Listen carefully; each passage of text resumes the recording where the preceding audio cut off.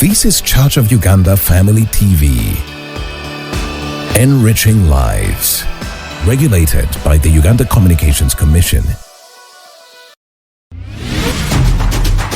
Issues at hand.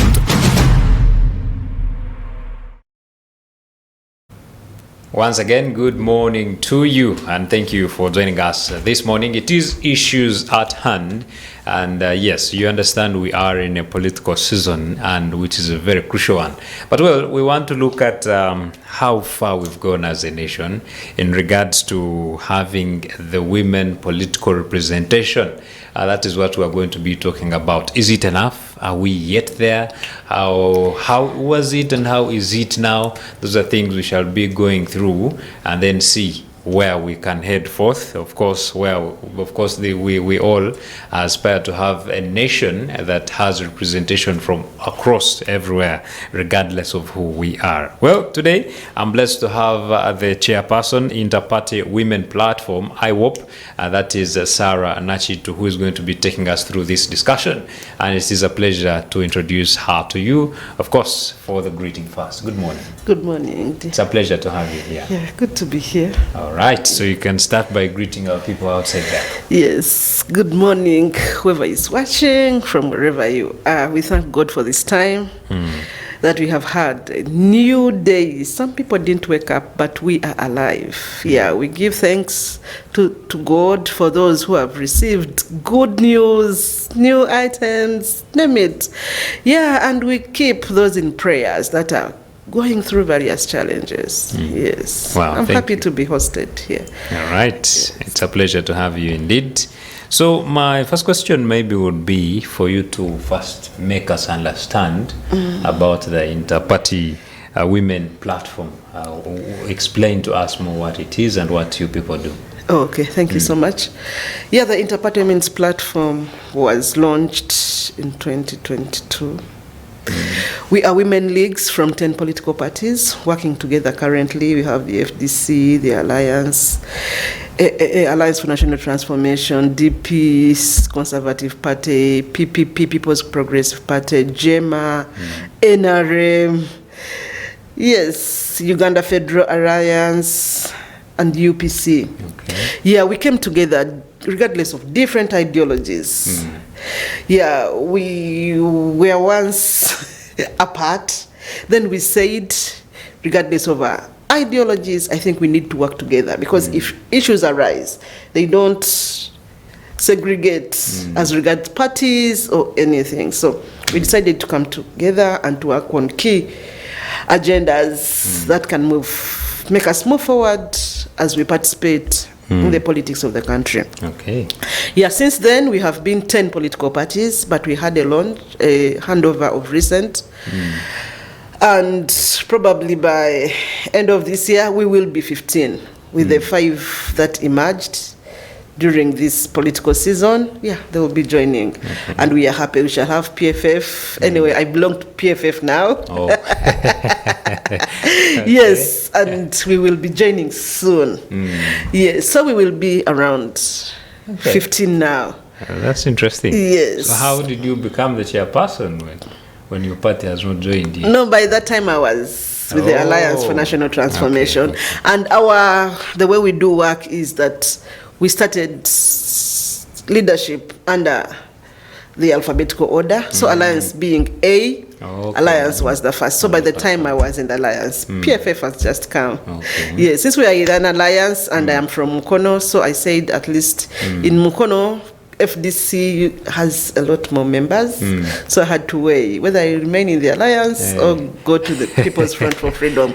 So basically, that is how we started. We work on a few strategic areas. One, to increase the number of women in politics. Okay. Yes, and it has been evident this time round. We have very many women who have come up on open seats. We are yet to find out after the entire process. We need to know the numbers. Currently, how many have we fielded? And this came about when we were making a memorandum. We visited each political party where we say, look, this time if we have a woman and this one is capable to vie for this seat, please give us the opportunity. Yes. And we thank all political parties that have fronted women on open seats. We are grateful about that. Because during the past, we have very many, 15 women contesting for this affirmative action, and it was ridiculous.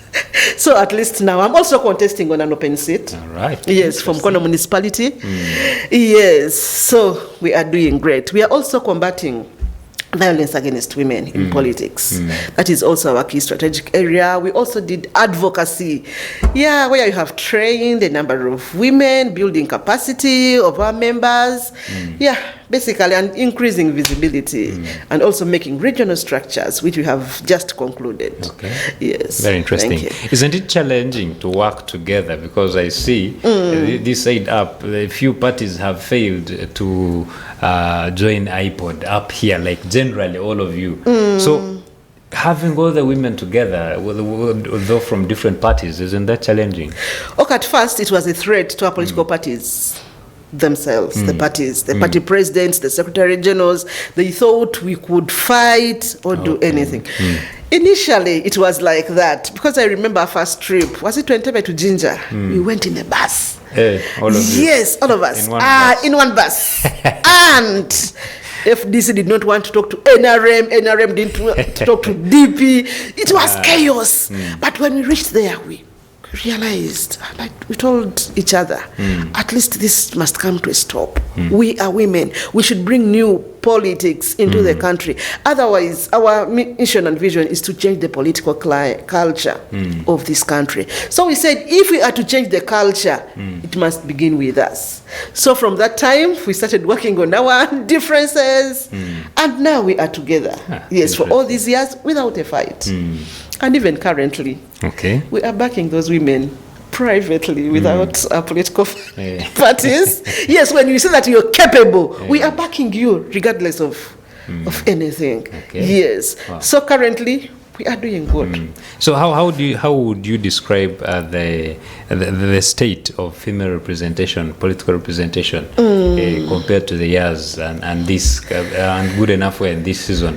How would you compare it? Okay, now we would thank the government for the affirmative action that brought forward 100+ women to participate in parliament, and also in other electoral areas, for example, municipalities, villages, councils, the council leaders. Yes, we have seen an increment of the number of women in there. When you look at the cabinet now, we have more women as cabinet ministers. Yes, there is an increase. Even in the last concluded registration, like nominations, we are seeing more women coming up. Yes, it is good that they are there and we are doing good. We are also grateful for the shoulders of women. Yes, we hold on. For example, the Media Matembe, we have these ones that we have currently lost, the Winnie Kiza, the Alice Alasoe, who paved way, yes, for women to be where we are now. And then we give also thanks to President Museveni for bringing more women on board. If you have all these ministers in cabinet, it is a plus. For example, me, I always wanted to see a woman heading Ministry of Health, which we have today. I wanted to see a woman heading education, which is what we are having today. So this is a plus. The minors comes in, are they fully independent to exercise whatever they need to exercise, like giving services to the masses? Are they independent? Are these institutions independent? Can they make their own decisions as regards anything in their ministries? Then that is where the challenge comes from, because at times we see an upper hand prevailing upon them, and basically that is our challenge. And secondly, as you saw the nominations, we would have thought the nomination fees could have had an affirmative action for women, honestly. For example, 3 million becomes too much for a woman. This is how you see we are losing very capable and potential women because they can't afford the money. to pay the monies. So if we had an affirmative action over this, I think it would be better because we are losing out on capable women, yes, currently. And also when we look at the way women are given these roles. For example, okay, you need to be first of all a member of parliament to become a speaker. But when you see all the top position, vice president is a woman, the speaker is a woman, Honorable Nabanja. So you see, women are being elevated currently, but the level of professionalism also matters. Oh. Yes, you need to give us women in these key positions who are really influential, who have the professionalism, and can influence the women agenda. You see, we have a lot of women in parliament, but women issues at times are lagging behind. Why? Because we don't have the cream. We have the quantity, the quality, the quantity, but we don't have the quality. Okay. Yes, so this has lagged women behind. But we are seeing a few who are coming up, like Honorable Sarah Nakintu has been too vocal in parliament. We applaud her for that. Yes, we are seeing a few others who are trying to come up, but they need to work on themselves first of all, and then give us the best. Okay. Yes. I think that should take us to the participation. How can we measure their participation regardless of the numbers we have seen? At least we have seen many have been fronted out there. But how do we measure their participation? Are they good enough? Their participation. Okay, once the president said, the president of the Republic of Uganda, once said to have one prominent, educated, he had better have 100 who know nothing. Staggered. Okay. So that has really made us lag behind because people are given opportunities and they can't influence even the women agenda. Look at the policy against the Pampers. They thought they were targeting the people who are doing homosexuality, but indeed it is the local woman who pays for these Pampers mostly. So what does this depict? That most women will not afford giving this to their children. Yeah, we applaud those that are bringing forward the marriage bill because we have contributed to that as well. Yes, you see it, they are coming up to do certain things. But again, the quality is not yet there. Because they say you have very many NRM member of parliamentarians. How many times have they been on the floor? Except a few that have come up. How many are there to push the women agenda? Women's rights. Where are they? How are they coming back to us in our constituencies? We were once in Entebbe and we said, at least we should do an audit on the women member of parliament first before even we go to the men. Because one, this could give us a check. Even to themselves, what have I done and where am I lagging behind? But they said, hey, you're coming after us if you do that. But it was a system that would aid them even do better. So if they can't agree to be checked or audited, then it means they're doing a lot of nothing. And even this is evident in our communities. None of them come back to us. They say they're doing representation without our voice. Who are you representing? We see budgets are being distributed or are being made, not in our favor. Ministry of Health could get more money currently. Agriculture could get more money if we had women with a greater lens. Yeah, so basically, we have the numbers, but we don't have the cream. The cream. Okay, that's a very interesting one. But then, this comes back to the voting period of time, because at the end of the day, these big positions are going to be given to the people that have already been selected. Let's say if it is Prime Minister, it is also a qualification you have to be maybe a member of Parliament. Most ministers come from that. Doesn't this come back now to us who are voting down? If we say we are voting cream. But remember, there's monetization these days. If you come with your huge amount of money, that will be the influence. Yeah, that is what I was going to talk about, monetarization of politics currently. And again, it goes back to our voters. Because voters give us their perfect representation. Exactly. Yes. So now this is just our plea. Let them bring the money. Eat it, but vote the right person. Okay. It is very possible because none will be there when you're casting your ballot. Yes, ballot. Yes. So basically, eat all the monies they are bringing because NRM has money, and that is how they have been manipulating voters. And secondly, voters should know once you are paid either 1,000, 2,000, name it, you never ask for this accountability from this person because they have already paid you. Yeah. Yes. As we are canvassing for votes in my municipality, they called me, Sarah, of a great vision, but I don't give out money. Yes, because I tell them, I'm looking at zero tolerance to corruption, and how can I engage in such? Then also ask them, are you worth the 1,000 or 2,000? So it is just opening the mind of our masses to do the rightful thing. With monetarization, you can choose the best candidate and eat the money, basically that. Okay. Yes, and secondly, we have leaders who have been there, and they have not really done anything. For example, in my municipality as well, we have an incumbent who has stayed for 15 years. Currently, she has nothing new to give us. Wow. So I'm asking the voters to look critically to those who are having new brains, who are having great ideas. Look at these manifestos. They always tell me, Sarah, you have the best manifestos. I wish Mukono people could understand you. And of course I can deliver. So they could look at capable people this time around. And the other time we had the wave.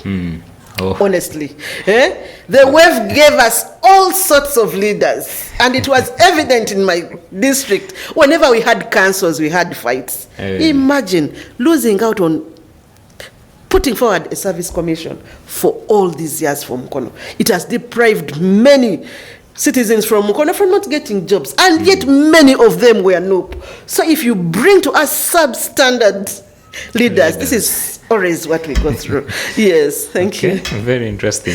So I understand there are quite a number of issues that do affect women. Can we talk about the issues of cultural attitudes, those patriarchy, norms, those backgrounds? How are they affecting patriarchy? First of all, and this is also depicted in our constitution. If they're talking about these open seats, we say he.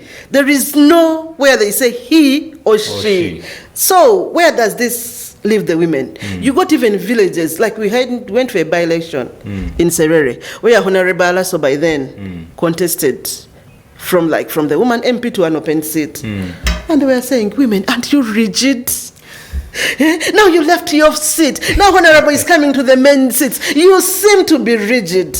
So patriarchy is still prevailing amidst us. Then secondly, you see women have great roles. And at times I don't blame these women if they don't attend parliament or if they just say yes, yes, yes all the time. First of all, they are not educated. Secondly, they can't prioritize. Thirdly, these men decide on issues while they are in bars. At midnight. Then they come back tomorrow. They have finalized everything. And the women are nowhere. So they will just say, what they have said is what we also say. So it becomes hard. So those roles are also there. Again, when you look at media, at times they call us at wee hours of the night for the program. I am happy that I'm here during day and it is still morning. But at times it is late in the night. One, we are fearful of being outside during late hours. And then our family roles and those things, name it. So it really becomes really hard. And then you see also this culture amongst women, the arrival syndrome. When they arrive, for example, in parliament, they think they have it all. But leadership, you must update yourself all the time. We were having engagements with UN Women and Akina Mama Africa in Entebbe. So I asked, if you are empowering us as the Interparty Women's Platform, why aren't you empowering these women parliamentarians alongside here? When they told us, we are grateful that they made UOPA, Uganda Women Yes, parliamentarian association. But then they told us once they arrive, they see that they have it all. So they will never come back to be trained. Because I wasn't like this. But currently where I am a perfect member of parliament. And if the Mukono people entrust me with their leadership, I will really give the best. So if they don't work on themselves to upgrade, to read and everything, so we see where the women are currently because of this top leadership. Wow. Yes, yeah. And we also have a very huge issue of funding in politics. Of course. And when it comes to the women's side, of course, it's a very big of course. For example, this also is a challenge to women. Most women don't have collateral. And during this season, women will go to banks where a man can go with 7 land titles. A woman has nothing. Yeah. That is one. Then basically, the circles have not supported women very well. And then the increasing poverty amongst even the leaders themselves. You see, they brought PDM. You know why these things are not actually working? Because first of all, the leaders are very poor. How can they give to others? Yes, they also need. Yet they also need. So I was evaluating PDM in my area. Hey. Right away from my village. Then I realized the people who got money are not the people who are supposed to get the money. So basically, it becomes hard. And even women are poor. Even if we work hard in this current regime, of course we are striving. Because I have more than 3 jobs, but again, I haven't yet gotten enough money even for this campaign, for sure. Although I am a good candidate. Yes. So also like the poverty amongst women is also eliminating women from contesting fully, mostly those who are capable.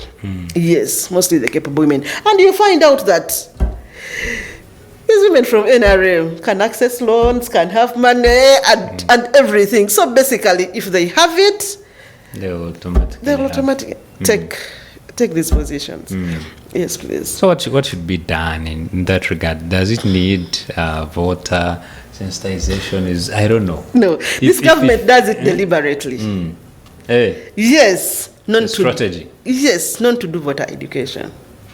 And now, this is my plea. I tell all opposition leaders, it is upon you now to educate our voters.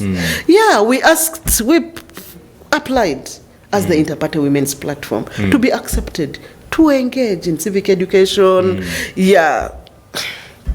Then they called us. They called my colleague, Irene, was the chairperson at the time. After every 6 months, we have a new chairperson. Okay. So it was Irene Nasoro from the ecological part of Uganda. We wrote a letter to the EC asking to be included, even in observing elections. So our letter went through, and they called us. Come and pick. You have been awarded.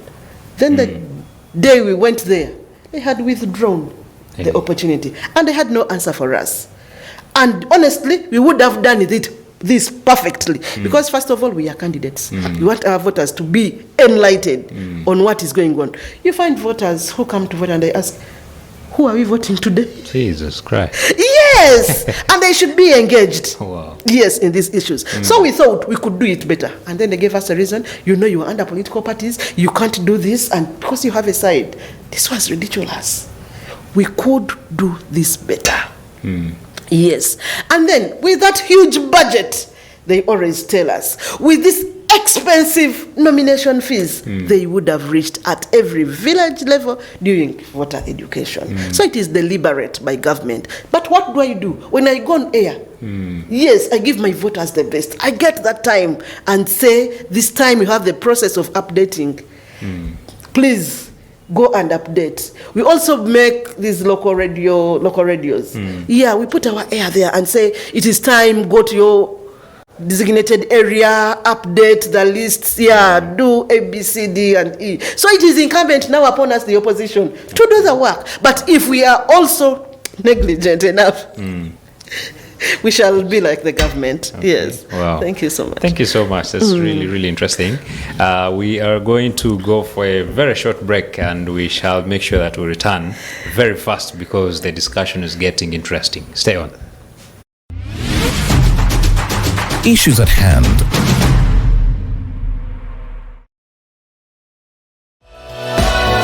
This is COU Family TV, Enriching lives.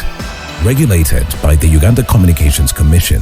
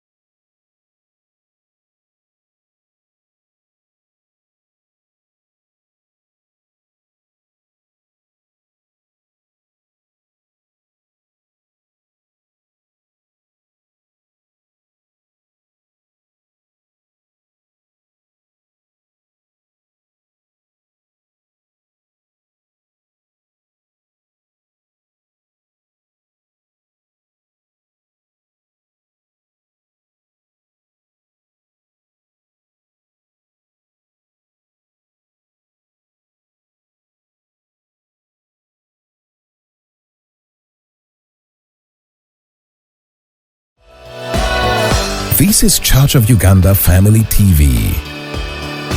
Enriching lives.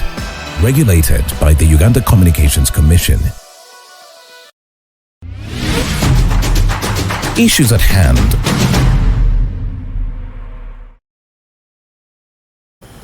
You are watching Issues at Hand, and we are talking about the impact of female political representation in Uganda. And it is a pleasure here with me is honorable to be Sarah Nakintu, who is the chairperson of the Inter-Party Women Platform, IWOP, but also an aspirant in Mukono Municipality for that woman seat. Independent. Open seat. Open seat, yeah, yes. Mukono Municipality. You're right. Yeah, sure. It's a pleasure to have you, and you've taken us very well. So right now I want us to talk about the affirmative action. And the question here is, do we still need it? Is it still necessary? Or should we now shift to equal representation or equal competition where a man and woman compete without having this affirmative action? Okay, thank you so much. Currently, according to the Constitution, it might look necessary. But my best take would have been, let us have 2 members of parliament per district. Oh. Yeah, a male and a female, period. Okay. Yes, that is my best take. Yes. Why?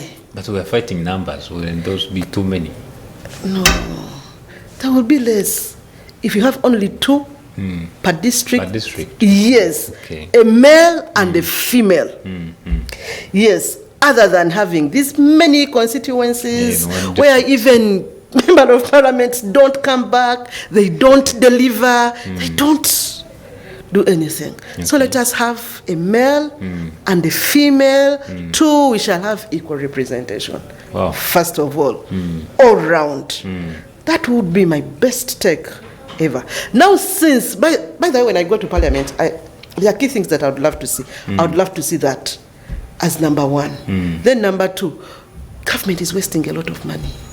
These parliamentarians, cars, clothes, those things. I want to see a member of parliament who comes with their own car. Let that money be taken back to the district, either to the health sector or to the education sector. Yes, those things. So back to our question. The affirmative action could have been good if we had quality leaders. Of course, if it wasn't there, we would have had only 15 members of parliament who came on direct seats and are women. That is how parliament would have been. But we thought the affirmative action could do much. We give thanks to members who went to Beijing. We just celebrated Beijing at 30 at Mistil with AMA, where they brought forth women from other countries that participated in Beijing. So when they went to Beijing, they made all these policies, and they saw how a fruitful Uganda would be with women inclusion, of course. But with affirmative action, where you have many NRM who come from those areas that are sparsely populated, but with great numbers of MPs, we are not doing much. Because if a woman cannot deliver in Parliament, why are they there? We need an affirmative action that has a great representation. Where women rights should be advocated to, where women issues, should be dealt with. For example, in 2023, we had a number of girls who dropped out of school, 1 million of them. Who cares after that? Nobody. And if we are looking for future leaders, some of those would have been great leaders. So if the girls' issues and women issues are not fronted in Parliament, then we don't need the affirmative action. Let us have one male representative per district and one female representative per district. We reduce on the expenditure for Parliament and increase their visibility down there. Yes, and empower them even much to canvass the areas and offer service delivery. Wow. To the members. That's a great one. That's a great take indeed. And then let's look at the political parties. We are looking at the government being supportive, the women being supportive to their fellow women. But how are political parties supporting the women representatives, or these ones who are already in the political spaces from their different parties? Okay, thank you so much. When we formed the Interparty Women's Platform, we went to each political party. And one of our key areas was to really see how parties engaging women. First of all, from the top decision-making team, the NEC, the SEC, name it, and even other levels. And we found out that some parties put it on paper, that women should be 30% on NEC, and it has never been implemented. So what did we do? We empowered the women leagues to look out for these capable women and go back to their political parties. And they said we need to fulfill what the political parties put into their constitutions. I applaud the Alliance for National Transformation. It is one of the political parties that is being headed by a woman. Alice Alaso is equally the Secretary General, but in the ANT she's called the coordinator. Okay. She's a woman. And trust me, it was 40% and above for women to come up in these leadership spaces. So if women are not on the top decision-making table, internally, even within our political parties, their issues will not be solved.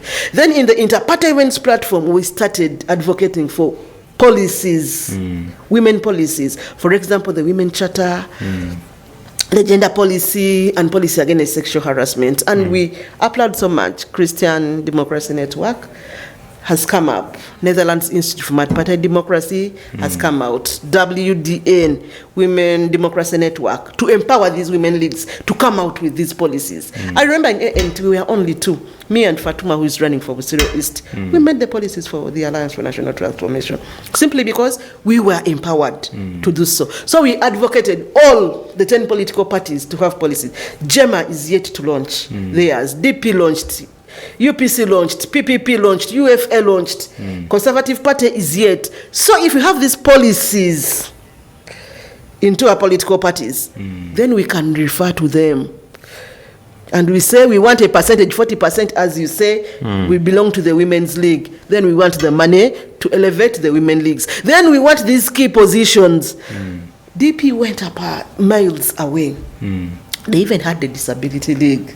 Oh. Yes. So when we visited, we learned that, and we brought those ideas. We took them to our political parties that, hey, DP is an extra mile. Can we borrow a leaf from them? Yes. So basically, that is prevailing. So now we also have committees on committees under the policies against sexual harassment. Yes. You know, women are being harassed. That's right. Even from the ruling party. Yes, we saw we've been interacting with these women. And when you speak to them, they say, Sarah, do you know the scars we have? And we say, wait a minute, we haven't heard about them. So when they take you aside, you realize women are being harassed. But you have the policies and you have the committees against sexual harassment, then women are in safe spaces, yes, to do that. Then we also put to task our political parties to give a percentage of money to the women leagues to have some activities internally. Okay, as a whole, the interparty, at times we get funding from all these development partners, but they don't like bring together numerous or like big numbers. So now it is upon the women league leaders and the summit to go back into our political parties, then share the knowledge you have received, yes, with others. So basically, internal politics has been lifted, yes, for women internally. And again, we request these women to elect the cream. Because when you got this top decision table and you can't advocate, you can't show the urge, like we need the money, we need to do A, B, C, D, and E, we need funding here, we need trainings. These men are always selfish. They want to do their own agendas. Yes. So we need those core women to derive our issues. Yes. So as IWOP, as the Interparty Women Platform, what are some of the strategies you have implemented to make sure that you prepare different women for these positions, elective positions, maybe even appointing positions to be appointed for ahead of this period of time? Okay. One, I told you we were looking at having number of women coming up on open seats, at least 40% this time around, because we have 52% women. We've even educating women that if women alone vote, we can even have a female president of our own making. Currently, we are preparing a female president. Come 2030, when she comes to contest, she'll be the head of this government. Yes, but we are still preparing her. Yes, that is one. Then two, the policies I've been talking about, they have aided women to come up. Then three, have been talking to political party leaders. If you see a capable woman coming up on open seat, please back her up. If it is possible, pay the nomination fees for them. Give them posters. Wow, I applaud FDC. They have their own machine now. And they make posters for every candidate in their political party. That's nice. Yes. So I'm just requesting them, how can they extend this service to other political parties? Oh yes, such things give momentum to women, because now even posters can limit visibility. Yes, because even to myself, I've not yet even filled the 79 villages that I have. That shows the rate at which capable leaders can be deprived of even being noticed, around. So we upload like also TVs like Family TV that bring us to these shows to be really to increase our visibility. Yes, that has also been that. Then also the committees against the committees that deal on sexual violence, yes, if they are also in place, women are in safe spaces. And also this time round, what we have done as political parties, we have tried to field more candidates at each level. So this gives this woman a fallback position. For example,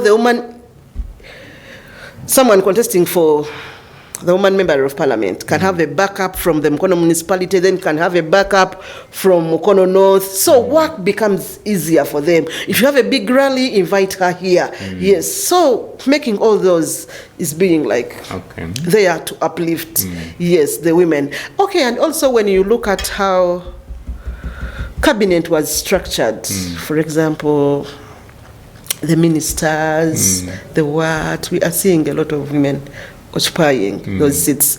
And I really feel it would have been good now if the incumbents can support other women who are just upcoming. For example, if I was a head of a political party like NOP, instead of chasing away the incumbents, I would have said, Joyce Bagala, upon your nomination or giving you a ticket, I want you to lift up 3 more women pay for them nomination fees. Wouldn't that be better? Wouldn't we increase numbers of women? Yes, we tried to fundraise as the Interparty Women's Platform to get money, to at least pay nomination fees for some people. Of course, we got little money and boosted a few that we know are our creams. Okay. Now it is upon the voters, yes, to give them the opportunity. So we have done this. Of course, it was limited because it didn't even raise 20 candidates. Oh. Yes, but at least yes, it has been work in progress. Then the other thing we have done, we have went regional as the Interparty Women's Platform, and we opened up regional structures. Yes, we went to the north, we went to the west. So this enticed more women and even spreading our wings from just Kampala to these other areas. Yeah. So all these women that were trained have come up on this ballot. They will be on the ballot papers. Yes. And if empowered ones take on the mantle, we shall have women advocacy seen, we shall have women rights pushed, we shall have women agendas advocated for, and name it. Yeah, so basically we have tried. Then again, we have been sensitizing women. These open seats are even easier.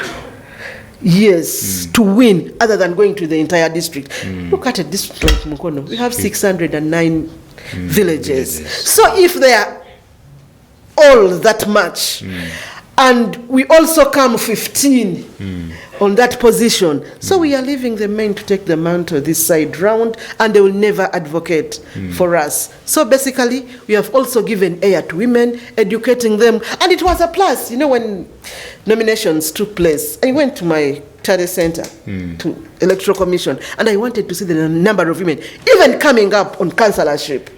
Yes, on these open ones, not like woman councillor, those things. And one day I had a plus. The woman came and said, Honorable Sarah, thank you so much. I have nominated on an open seat, but it was all about your encouragement and everything. We can. Oh my goodness, that was a plus for me. I went, hugged her, and I said, you have made my day. So basically, many women have come up. So we have also done that. Okay, it's a good one. Thank you. Yeah. Now, there could be a young girl out there, young lady out there, who wants to be a great politician when the time comes. What message do you carry for those, especially in an intimidating system?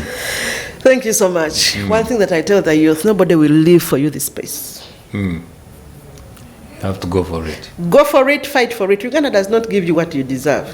It gives you what you fight for.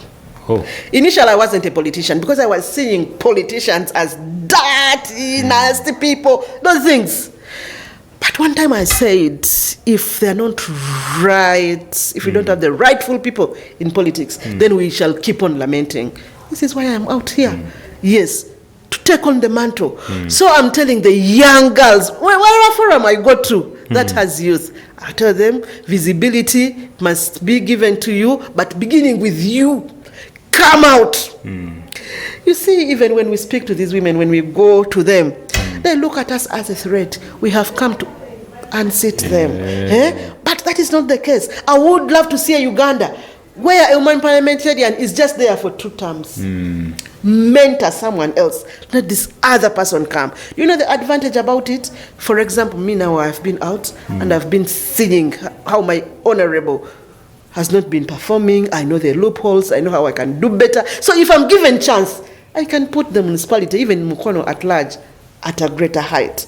But if somebody is there for 2 decades, that's a time you have nothing new to deliver, except a few people like Sam Junganda. Yes, like this lady from Ministry of Gender. Yeah, she has been vocal enough. At least for such people, we can give merit and say, let them keep there. But also, they also need to show us an exit plan. Mentor someone that can be a replica of you. When I come into this parliament, I'll be there for only 2 terms. 2 terms. 2 terms. The first term, 3.5 years, I would have finished delivering to my municipality. Then I come back the second time, even without putting a poster, and I just say, Sarah, your Sarah is back. Then you give me the mandate. Then I will show you some other person.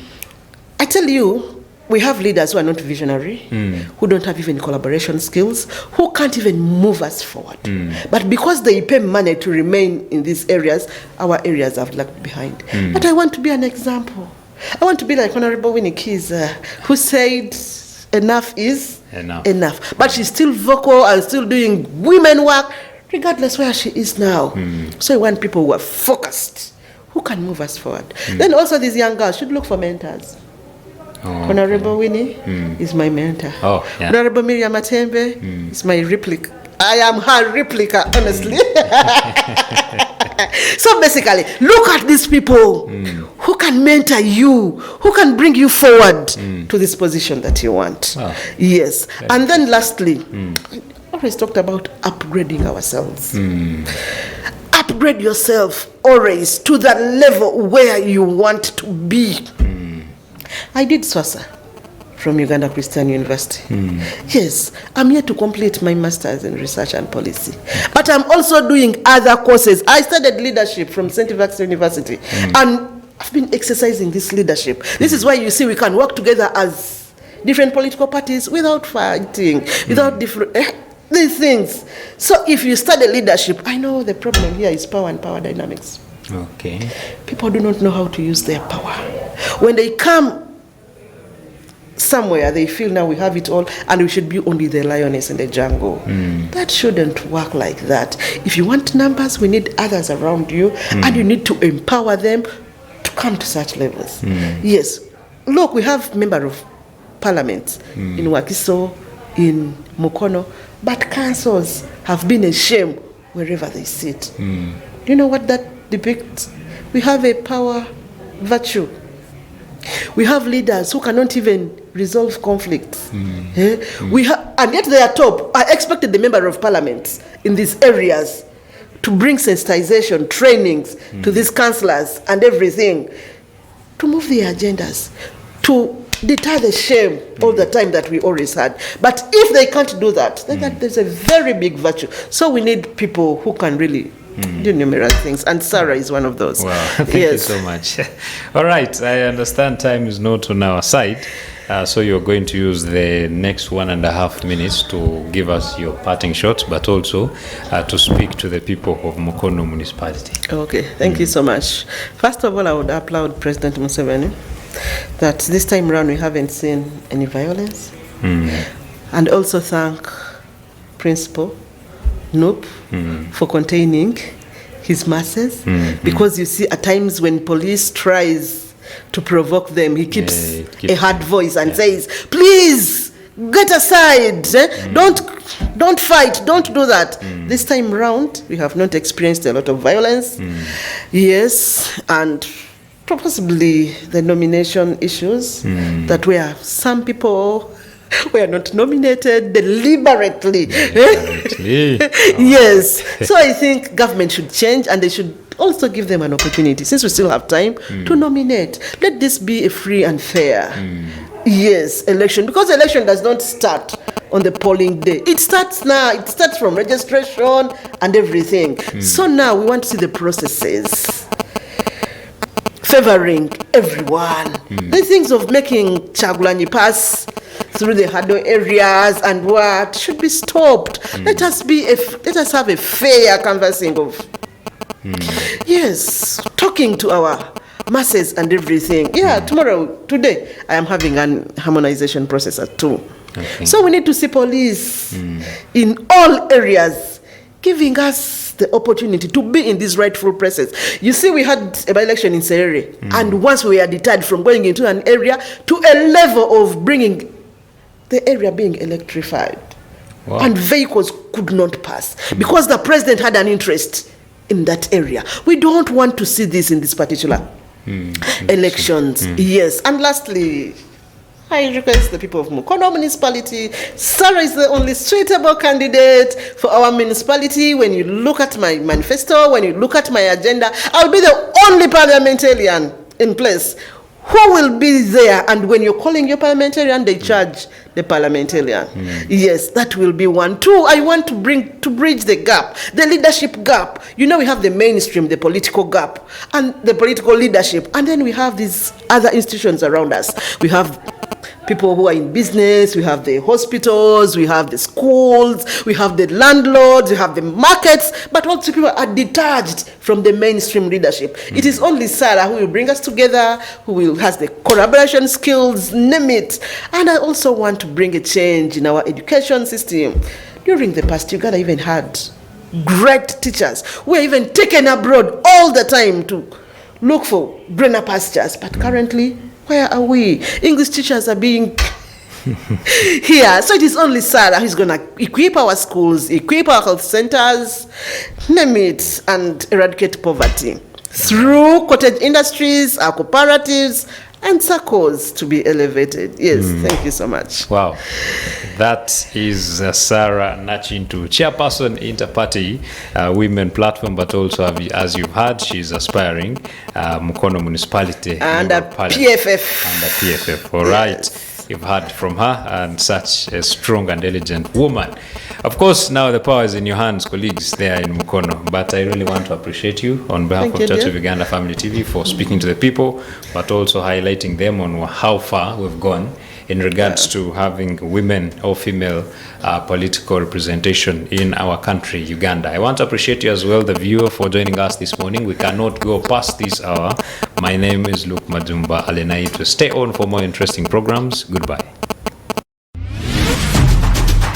Issues at hand.